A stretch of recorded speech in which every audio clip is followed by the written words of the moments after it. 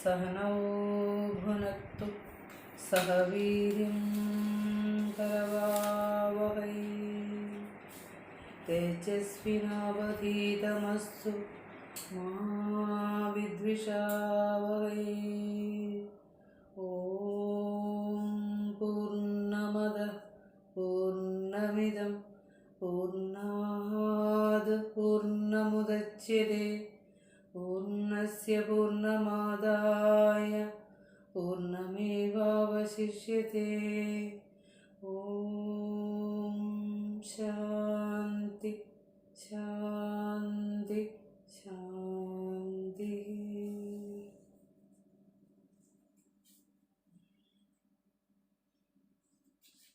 ഈശാവാസ്യോപനിഷത്തിൻ്റെ 4ാമത്തെ മന്ത്രം അതുപോലെ തന്നെ 4ഉം 5ഉം 2 ശ്ലോകങ്ങളാണ് ഗുരു 4ാമത്തെ മന്ത്രത്തിന് തർജ്ജമയായിട്ട് നമുക്ക് തന്നിരിക്കുന്നത്. അതായത് ഈശാവാസ്യോപനിഷത്തിൻ്റെ 4ാം മന്ത്രത്തിന് ഗുരുവിൻ്റെ തർജ്ജമ 4ഉം 5ഉം ആണ്. അതിൽ നമ്മൾ ആത്മസ്വരൂപവും അതുപോലെ തന്നെ ഈ എങ്ങനെയാണ് പ്രപഞ്ച സൃഷ്ടി എന്നതും വിശദീകരിക്കുന്നു. ഇതിൽ നമ്മൾ ഒരു ചെറിയ ഭാഗം എടുത്തു, മനസ്സോ ജവീയ വരെ എടുത്തു. അതായത് അനേജദേകം മനസഃ ജവീയ പൂർവമർഷത്ത് ഏനം ദേവാഹ ന ആപ്നുവൻ തിഷ്ഠത് തത് ദാവദഃ അന്യാൻ അത്യേതി തസ്മിൻ അപഹ മാതരിശ്വ ദദാതി. അതാണ് അതിൻ്റെ അന്വയം. അപ്പോൾ ഇന്ന് നമുക്ക് അത് കൺക്ലൂഡ് ചെയ്യേണ്ടതുണ്ട്. അപ്പോൾ കഴിഞ്ഞ പാഠം ആത്മസത്യത്തിന് ഇളക്കമില്ലാത്തതാണെന്ന് പറഞ്ഞു. അത് ഇളകാതേകമായേറ്റം ജിതമാനസവേഗമായി മുന്നിലാം അതിലെത്താതെ നിന്നുപോയി ഇന്ദ്രിയാവലി. അത് 2 രീതിയിലും പാഠഭേദം കാണുന്നുണ്ട്. നിന്നുപോവും ഇന്ദ്രിയാവലി എന്നും നിന്നുപോയി ഇന്ദ്രിയാവലി എന്നും. അവരവരുടെ ടെക്സ്റ്റിൽ ഏതാണോ അത് നമുക്ക് ഫോളോ ചെയ്യാം. അടുത്തത് അതിന് 2ാമത്തത് തർജ്ജമയിൽ 5ാമത്തെ ശ്ലോകം വരുമ്പോൾ അത് നിൽക്കുന്നു പോകുന്നിതോടു മന്യത്തിനപ്പുറം അതിൻ പ്രാണസ്പന്ദനത്തിനധീനം സർവകർമ്മവും. അപ്പോൾ ഗുരു നമുക്ക് ഈ ഒറ്റ ഉപനിഷത്ത് തർജ്ജമ ചെയ്ത് തന്നതിലൂടെ ആ വേദാന്തത്തിൻ്റെ ആ ദാർശനികമായ തലങ്ങൾ മനസ്സിലാക്കിയാൽ നമുക്ക് എല്ലാ ഉപനിഷത്തുകളും പഠിക്കാനും അതുപോലെ ഗുരുവിൻ്റെ കൃതികളിലേക്ക് എളുപ്പം കടക്കാനും ഒക്കെ സാധിക്കും. തത്വം അറിഞ്ഞാൽ ഏത് ടെക്സ്റ്റ് നമ്മൾ എടുത്താലും നമുക്കൊന്നും ഒരു അപരിചിതത്വം തോന്നില്ല. അതുകൊണ്ട് പഠിക്കുന്ന പാഠങ്ങൾ നിങ്ങൾ കേട്ടിരിക്കുക, നന്നായി കേട്ടിരിക്കുക. ഇനി എഴുതണമെന്നില്ല, കാരണം എഴുതണമെങ്കിൽ ഓഡിയോ പിന്നീട് കേട്ടിട്ട് നമുക്ക് എഴുതാം. ഇപ്പോൾ നമ്മൾ ധ്യാനാത്മകമായി അതൊന്ന് കേൾക്കുക, കേട്ടിട്ട് മനസ്സിൽ തങ്ങുന്നത് മനസ്സിലേക്ക് എടുക്കുക, അല്ലാത്തത് വിട്ട് കളയുക. സ്ട്രെയിൻ എടുത്തോ കഷ്ടപ്പെട്ടോ ഒന്നും പഠിക്കണ്ട. അതായത് നമ്മൾ കേൾക്കുന്നതെല്ലാം നമ്മളുടെ സംസ്കാരത്തിലേക്ക് വാസനയിലേക്ക് ചേരുന്നുണ്ട്. അത് അവിടെ നിന്ന് ഇപ്പോൾ നമുക്ക് തെളിഞ്ഞില്ലെങ്കിലും അത് പിന്നീട് അത് വിത്തായിട്ടായിരിക്കും കിടക്കുക, സീഡായിരിക്കും, അത് മുളച്ചു വരും. അപ്പോൾ മനസ്സിലാവുന്നത് എടുക്കുക, മനസ്സിലാകാത്തത് വിട്ട് കളയുക. ശാന്തമായി സമാധാനമായിട്ട് ശാന്ത ഉപാസീത, ശാന്തമായി കേൾക്കുക, മനസ്സിലാകുന്നത് എടുക്കുക കേട്ടോ. അപ്പോൾ അതുകൊണ്ട് ഇത് എന്തൊക്കെ പറയണേ എനിക്ക് മനസ്സിലാകുന്നില്ലല്ലോ എന്നൊന്നും വിചാരിക്കേണ്ട. ഒരു ശ്ലോകം മന്ത്രം എടുക്കുമ്പോൾ കിട്ടിയില്ലെങ്കിൽ നമുക്ക് അടുത്ത മന്ത്രത്തിലൂടെ അത് പിടിക്കാൻ പറ്റും കേട്ടോ. അപ്പോൾ വിഷമിക്കൊന്നും വേണ്ട. ഇതിൽ നമ്മൾ പറഞ്ഞത് അനേചതെന്നാണ്, ഇളക്കമില്ലാത്തതാണ് സത്യം. വാക്കുകളുടെ അർത്ഥം കൃത്യമായിട്ട് മനസ്സിലാക്കുക. അനേചത് എന്ന് പറഞ്ഞാൽ ഇളക്കമില്ലാത്തതാണ്, ചലിക്കാത്തതാണ്. ഗുരു അതിനെ നമുക്ക് തന്നത് ഇളകാതെ ഏകമായേറ്റം, ഇളകാതെ ഏകമായി എന്നാണ് ഗുരു പറഞ്ഞത്. അനേചത് ഏകം, ഇളക്കമില്ലാത്തതാണ് ആ സത്യം, അത് ഏകമാണ്, ചലിക്കാത്തതാണ്. പിന്നെ മനസഹ ജവീയ, ഇതൊക്കെ നമ്മൾ കുറേ വിശദീകരിച്ചതാണ്. ആത്മസത്യത്തിൻ്റെ ഇളക്കമില്ലായ്മയെക്കുറിച്ചൊക്കെ നമ്മൾ പറഞ്ഞതാണ്. മനസഹ ജവീയ, മനസ്സിനേക്കാൾ വേഗതയാർന്നതാണ്. ഏത് ദിക്കിലേക്ക് നമ്മൾ ഏത് വസ്തുവിനെ ചിന്തിക്കുമ്പോഴും ആ വസ്തുവായി നിൽക്കുന്നത് തന്നെ ബോധമാണ്. മനസ്സിന് ചൈതന്യം പകരുന്നത് ബോധമാണ്. അപ്പോൾ മനസ്സെത്തുന്നതിന് മുമ്പ് ആ വസ്തുവിൽ ബോധം ഉണ്ടാവും. അതുകൊണ്ടാണ് പറയുന്നത്, ഈ പ്രപഞ്ചത്തിൻ്റെ സർവ്വവ്യാപിത്വം നമ്മളിലേക്ക് ബോധ്യപ്പെടുത്തി തരുന്നതിന് വേണ്ടിയിട്ടാണ് പറയുന്നത് മനസ്സിനേക്കാൾ വേഗതയുള്ളതാണെന്ന് പറയുന്നത്. അല്ലാതെ ആർക്കാണ് വേഗത എന്ന് പരീക്ഷിക്കലല്ല ഇവിടെ. ആത്മസത്യം സർവ്വവ്യാപകത്വമാണ്. അതിന് സർവ്വവ്യാപിത്വമുണ്ട്. നമ്മുടെ മനസ്സാണ് ഏറ്റവും വേഗതയുള്ള വസ്തു എന്നാണ് നമ്മൾ കരുതുന്നത്. പക്ഷേ മനസ്സൊരു സ്ഥലത്ത് എത്തുമ്പോൾ അവിടെ ആത്മബോധം ഉണ്ടെങ്കിൽ മാത്രമേ മനസ്സിനവിടെ എത്താൻ പറ്റുള്ളൂ. അപ്പം നമ്മളത് പറഞ്ഞു, ഒരു തിര സഞ്ചരിക്കുമ്പോൾ ആ തിരയ്ക്ക് മുമ്പിൽ എപ്പോഴും വെള്ളം ഉണ്ടാവും. അപ്പോൾ തിര എത്ര സ്പീഡിൽ പോയാലും ആ തിരയ്ക്ക് മുമ്പ് എപ്പോഴും വെള്ളം ഉണ്ടാവും. അതുപോലെ മനസ്സ് എവിടെ എത്തുമ്പോഴും ഈ മനസ്സ് എന്ത് വസ്തുവിൽ എത്തുന്നോ ആ വസ്തുവായി നിൽക്കുന്നത് ബോധം തന്നെയാണ്. പിന്നെ ഇത് ചലിക്കാത്തതെന്ന് പറയാൻ സർവവും ബ്രഹ്മമാണ്. ഗുരു അതിനെ സദ്ഗനം, ആ വാക്ക് ബേസാണ്, സദ്ഗനം എന്ന് പറഞ്ഞത്. ചൈതന്യാതാഗതം സ്ഥൂല സൂക്ഷ്മാത്മകമിതം ജഗത്ത് അസ്ഥി ചെയ്ത് സദ്ഗനം. അതായത് എങ്ങും സത്തല്ലാതെ ഒന്നുമില്ല, ഉണ്മയല്ലാതെ ഒന്നുമില്ല. ഒരു കുഞ്ഞു മൺതരിയിൽ പോലും ആ പരമാത്മസത്യമുണ്ട്. അതുകൊണ്ട് എങ്ങടാ ചലിക്കുക? സർവവും അതായിരിക്കുമ്പോൾ ഇളകി മാറാൻ സ്ഥലമില്ല വേറെ. കാരണം അത് മാത്രമേ ഉള്ളൂ. അതുകൊണ്ടാണ് ഇത് ഇളക്കമില്ലാത്തതാണ് എന്ന് പറയുന്നത്. അനേജതാണ്, അത് ഏകമാണ്. അടുത്തത് പറഞ്ഞു, നമുക്കിനി അടുത്തത് എടുക്കാനുള്ള ഭാഗം പൂർവം അർഷത് ഏനത് ദേവാഹ ന ആപ്നുവൻ. പൂർവം അർഷത്ത് ഏനത് ദേവാഹ ന ആപ്നുവൻ. അത് പദ്യം തന്നെ, മന്ത്രം തന്നെ ഗദ്യരൂപത്തിലും കൂടി ഒന്ന് മനസ്സിലാക്കിയിട്ട് അതിൻ്റെ ആശയം മനസ്സിലാക്കുക. പൂർവം അർഷത്ത് എന്ന് പറഞ്ഞാൽ മുൻപേ പോകുന്ന, ഏനത് ഇതിനെ, ഇതിനെ എന്ന് പറഞ്ഞാൽ ഇതെന്ന് പറയുന്ന എല്ലാം പരമസത്യമാണ്, ഈശ്വരനാണ്. മുൻപേ എല്ലാത്തിനും മുൻപേ ഗമിക്കുന്ന, നമ്മൾ പറഞ്ഞല്ലോ നേരത്തെ, ഗമിക്കാത്ത ഗാമിയാണെന്നൊക്കെ നമ്മൾ പറഞ്ഞു. എല്ലാത്തിനും മുൻപേ ഗമിക്കുന്നതാണ് എന്നൊക്കെ പറഞ്ഞതാണ്. അപ്പോൾ ആ പാഠങ്ങളൊക്കെ ഒന്നുകൂടെ നന്നായി വായിച്ച് കാണാപ്പാഠം പഠിക്കുക. ഒന്നും ചെയ്യരുത്, ബുദ്ധി കൊണ്ട് അത് മനനം ചെയ്യുക. കണ്ണടച്ചിരുന്നിട്ട് എന്താ പറഞ്ഞതെന്ന് ബുദ്ധിയിലൊന്ന് ധ്യാനിച്ചാൽ മതി. ഒന്നും കാണാപ്പാഠം പഠിക്കരുത്. പൂർവം അർഷത്ത് മുൻപേ പോകുന്ന, ഏനത് ഇതിനെ, ദേവാഹ ന ആപ്നുവൻ. ദേവാഹ എന്ന് വെച്ചാൽ ഇന്ദ്രിയങ്ങൾ. തത്വവിചാരം ചെയ്യുന്ന സന്ദർഭങ്ങളിൽ ഉപനിഷത്ത് ഇന്ദ്രിയങ്ങളെ പറയുന്നതാണ് ദേവന്മാരെന്ന്.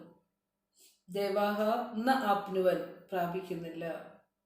അതിന് ഗുരു തന്ന തർജ്ജമ മുന്നിലാമതിലെത്താതെ നിന്നുപോയി ഇന്ദ്രിയാവലി.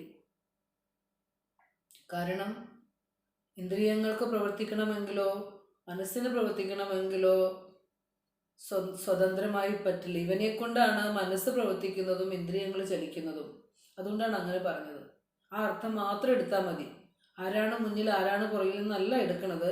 മനസ്സിന് മനനം ചെയ്യണമെങ്കിൽ ബോധം വേണം.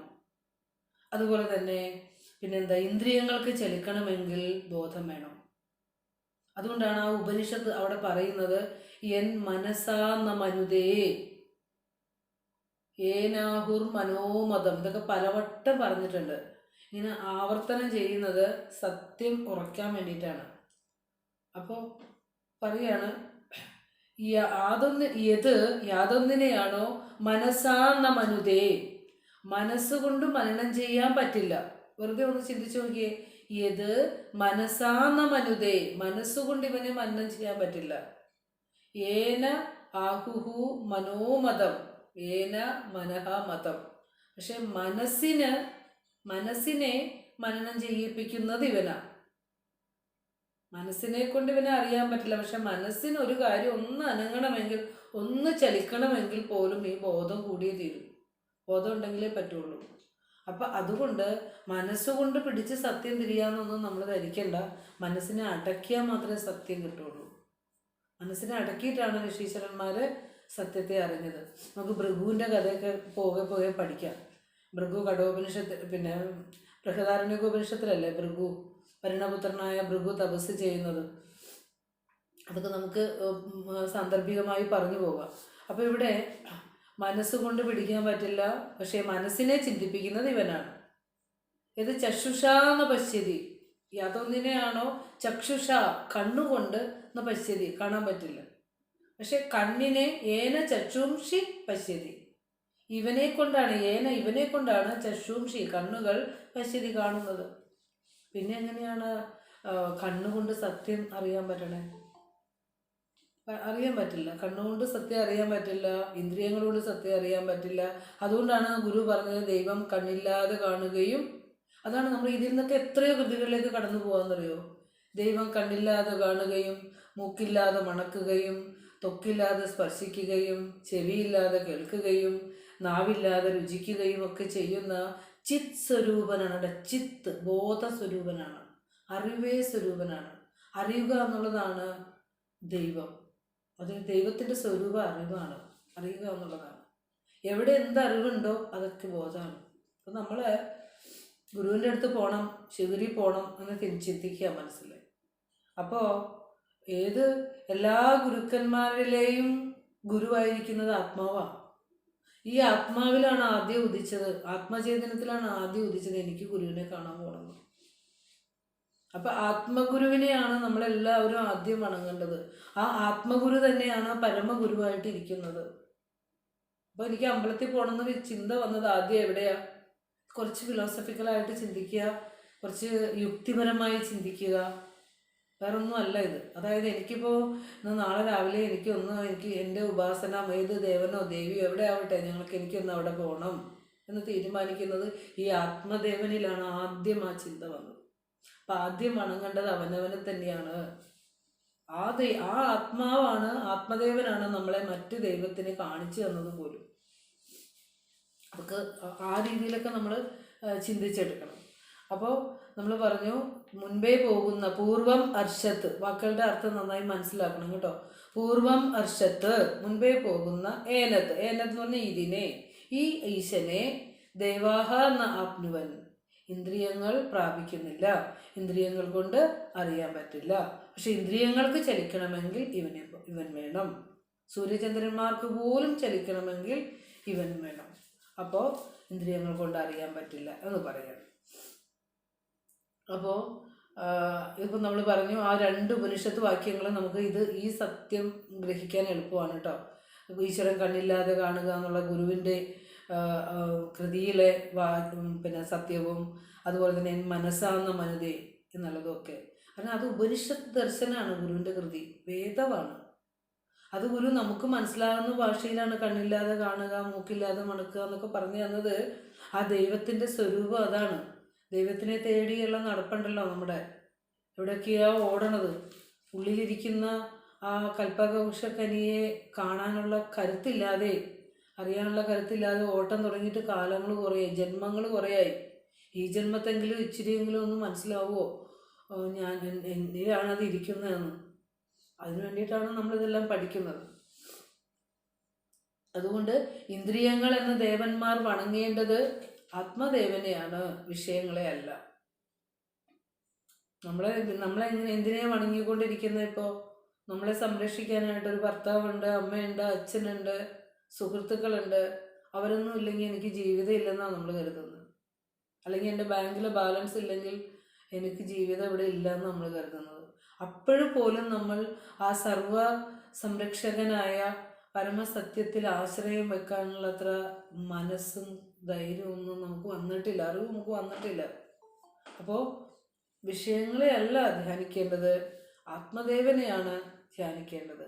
ചെവി പുറമേ മനോഹരമായ ശബ്ദങ്ങൾ തേടി പോകുമ്പോൾ ആ ചെവി, ഗുരു പറഞ്ഞില്ലേ കണ്ണുകൾ 5 മുള്ളടക്കി തെരുതെരെ വീണ് വണങ്ങണം എന്ന് പറഞ്ഞത് ഉള്ളിലേക്ക് നോക്കാൻ വേണ്ടിയിട്ടാണ് ഇന്ദ്രിയങ്ങൾ തന്നത്. നിർഭാഗ്യവശാൽ അത് പുറത്ത് വെച്ചു പോയി. മൂക്കും ചെവിയും വായും കണ്ണും ഒക്കെ തൊലിയൊക്കെ എല്ലാം പുറത്തല്ലേ. പുറത്ത് വെച്ചതുകൊണ്ട് നമ്മൾ എന്ത് ചെയ്തു? പുറത്തേക്ക് നോക്കി പുറത്തെ ദൃശ്യങ്ങൾ എടുത്ത് എന്തൊരു സുഖം എന്തൊരു സുഖം എന്ന് പറഞ്ഞ് നമ്മൾ ജീവിച്ചുകൊണ്ടിരിക്കുകയാണ്. കുറച്ചെത്തുമ്പോൾ കണ്ണ് കാണാണ്ടാവുമ്പോൾ ആ സുഖം തീർന്നു. മൂക്കിലൊരു മണം, ഇപ്പോൾ ഒരു ഗന്ധവും കിട്ടണില്ല, എനിക്കൊരു ഗന്ധം കിട്ടണില്ല എന്ന് പറയുമ്പോൾ ആ സുഖവും തീർന്നു. എനിക്ക് വായിൽ വെച്ചാൽ കയ്പ് വെച്ചാലും മധുരം വെച്ചാലും ഒരുപോലെ ആവുന്നൊരു സന്ദർഭം വരുമ്പോൾ ആ സുഖവും തീർന്നു. അല്ലേ?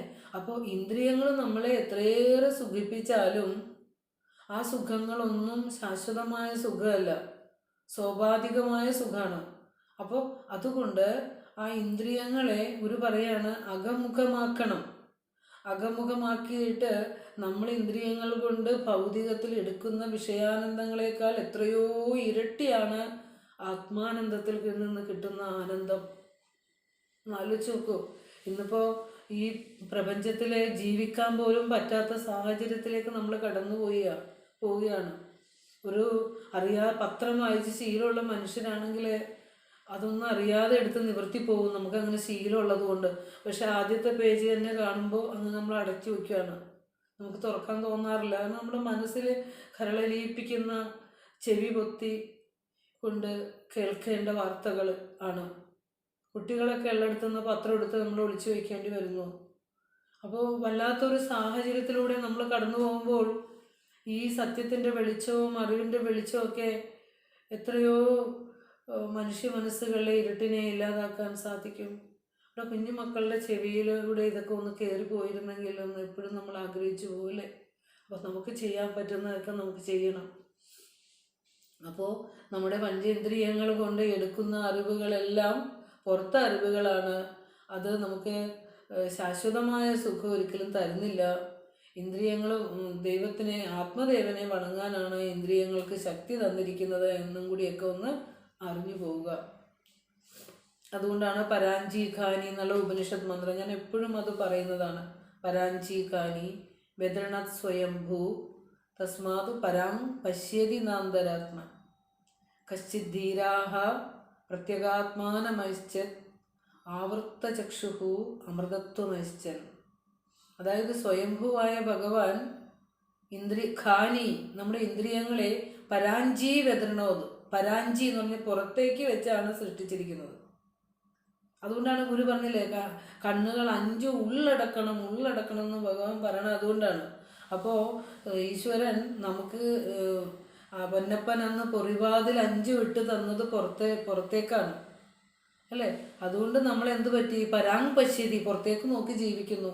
എന്നാൽ അന്തരാത്മാവിന് ആത്മാവെന്ന് ഒന്നും ഉണ്ടെന്ന് പോലും അറിയില്ലാതെ ജീവിക്കുന്നവരുണ്ട്, പുറമോടിയിൽ ജീവിക്കുന്നവരുണ്ട്. ശരീരത്തെ മിനുക്കി ഇതാണ് എനിക്ക് ആനന്ദം തരുന്നതെന്ന് കരുതി ജീവിക്കാൻ നമുക്ക് സങ്കടം തോന്നും അല്ലേ. ഓരോരുത്തരുടെ ജീവിതങ്ങളൊക്കെ കാണുമ്പോഴത്തേക്ക് നമുക്ക് തന്നെ തോന്നും ഇതെന്താണെന്ന് തോന്നിപ്പോവും. ഈ സത്യമൊക്കെ ഇത്തിരിയൊക്കെ അറിഞ്ഞിട്ട് പുറത്തേക്ക് നോക്കുമ്പോൾ വല്ലാത്ത വിഷമം തോന്നും. അപ്പോൾ അതുകൊണ്ട് പരാങ് പശ്യതി പുറത്തേക്ക് നോക്കുന്നു, ഒന്ന് അന്തരാത്മൻ തിരിഞ്ഞ് നോക്കുന്നേ ഇല്ല, ആ ചൈതന്യത്തെ ഒന്നും നോക്കുന്നേ ഇല്ല. പക്ഷെ ഇവിടെ ഗുരുവിനെ പോലെയുള്ള കുറച്ച് ധീരന്മാരെ ഈ ലോകത്തുണ്ടായിട്ടുള്ളൂ. കശ്ചിത് ധീരാഹ, കുറച്ച് ധീരന്മാരെ എന്തിനെ ആഗ്രഹിച്ചു? ഈ പുറത്തുനിന്ന് കിട്ടുന്ന സുഖങ്ങൾ ഇന്ദ്രിയങ്ങൾ കൊണ്ട് വേദ്യമായതും മനസ്സുകൊണ്ട് എടുക്കുന്നതുമായ വിഷയങ്ങളൊന്നും സുഖവസ്തുക്കളല്ല എന്ന് മനസ്സിലാക്കിയിട്ട് എന്താഗ്രഹിച്ചു? സുഖവസ്തുവായ ആത്മാവിനെ ആഗ്രഹിച്ചു. പ്രത്യേകാത്മാനം ഐശ്ചത്, അവര് ആത്മാവിനെ ഐശ്ചത് ആഗ്രഹിച്ചു. ആരാ? ധീരന്മാർ. ഒരു പറഞ്ഞില്ലേ തെളിഞ്ഞു ധീരനായി സദസതിഥി പ്രതിപത്തിയേറ്റു സത്വവും ഇതി മൃദുവായി അമരണം എന്ന് പറഞ്ഞില്ലേ. അപ്പോൾ ആ ധീരന്മാർക്ക് അത് പറ്റൂ. അവർ ഈ ലോകത്തിലെ കൊച്ചു സുഖങ്ങളൊന്നും നമുക്ക് പറഞ്ഞു തരില്ല. ആരെങ്കിലും പറഞ്ഞു തരുമോ? ഗുരുവിനെ പോലെയുള്ള മഹാ ഋഷീശ്വരൻ ഈ ചെറിയ കൊച്ചു ആനന്ദങ്ങളെ നമുക്ക് പറഞ്ഞു തരുമോ? വലിയത് ഗുരു തരുള്ളൂ. ഉള്ളതിൽ ഏറ്റവും ഗ്രേറ്റാണ് നമുക്ക് തന്നിരിക്കുന്നത്. നിനക്ക് അതാണ് തേടേണ്ടത്, മറ്റൊന്നും അല്ല എന്നാണ് പറയണത്. അതുകൊണ്ടാണ് നമുക്ക് ഈ ഉപനിഷത്ത് തന്നെ തർജ്ജമ ചെയ്ത് തന്നത്. കശ്ചിത് ധീരാഹ പ്രത്യേകാത്മാനം ഐശ്ചത്, ആത്മാവിനെ ആഗ്രഹിച്ചു. എന്നിട്ട് ആവൃത്ത ചക്ഷുഹു എന്ന് പറഞ്ഞ ഇന്ദ്രിയങ്ങളെല്ലാം അടക്കി. എന്നിട്ട് അമൃതത്വം ഐശ്ചൻ. എന്താ അത് അമൃതത്വം എന്ന് പറഞ്ഞാൽ? ജനന മരണങ്ങളില്ലാത്ത ശാശ്വതമായ ആ പൂർണ്ണതയെ പ്രാപിച്ചു ധീരന്മാര്. അപ്പോൾ ആ ധീരന്മാരെ പഠിക്കാനെങ്കിലും നമുക്കൊരു ഭാഗ്യം കിട്ടിയല്ലോ അല്ലേ.